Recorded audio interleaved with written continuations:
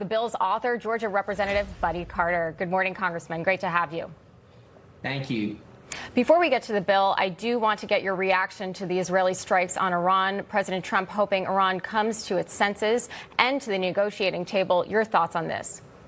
Well, certainly President Trump has done his part. He has warned Iran, look, you're not going to have a nuclear weapon. You're not going to have the ability to enrich uranium. The world is not going to stand for that. President Trump has made it abundantly clear to Iran that that's not going to happen. And he's made it clear also they need to get to the peace table. If they don't do those two things, bad things are going to happen. And now bad things are happening. Donald Trump has handled this masterfully.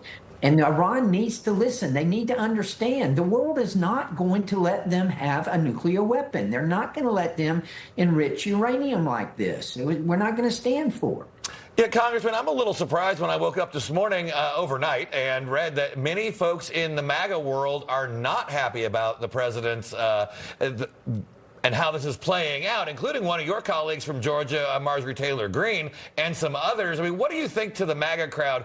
I view this as not starting a new war, it's ending an old one. Well, that's exactly right. And look, the United States didn't have anything to do with this. This was Israel. U.S. was not involved in this at all. But again, the leader of the free world, Donald Trump, has made it abundantly clear of what Iran needs to do. They're not listening. And he has made it clear to them, if you don't listen, bad things are going to happen. Now bad things are happening. But this was Israel. This was not the U.S. that took part in this. Well, let's move on to the rescissions bill that narrowly passed in the House yesterday. 4 of your Republican colleagues voted no on the bill that would make some of the DOGE cuts permanent. Another of your colleagues, Nick LaLota of New York, flipping his vote at the last minute. We're not trying to make you accountable for any of your colleagues, but do you think this close vote signals issues as the bill heads to the Senate?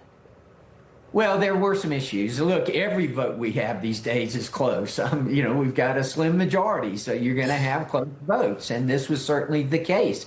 But, the rescissions bill, I was very proud that we got this over the finish line. Kudos to Speaker Johnson. Kudos to the president. If it had not been for him and him interceding in this, we would not have gotten it done. But we did get it done, and it's important because we need to end waste, fraud, and abuse, and that's what this does. $9.4 billion. And I'm just very proud that we got this over the finish line. The Senate needs to have it, and they need to get it passed. The taxpayers demand this. No, absolutely. So, Congressman, today you're expected to introduce the Truth in Gender Act, which would state the obvious and codify President Trump's executive order stating there are only 2 sexes. I mean, tell us why do we need this, and what does it say about our country larger that we have to have something like this? Well, you would think that we wouldn't need it. You would think it's common sense. However, with the Democrats, the way that they are, always adhering to the 2080 rule and going with the 20%, this is necessary. And it's necessary that we codify it. That's one that the president's already done this in executive order, and we're simply following through, codifying it, making sure that when another administration, if they get in, that they're not going to just be able to flip it back. So when we do this, we will make sure that what President Trump has done through executive order by stating that there are only 2 genders, we're going to codify it in Congress and make sure that people understand there are only 2 genders. Come on, guys. What do you need to understand about this?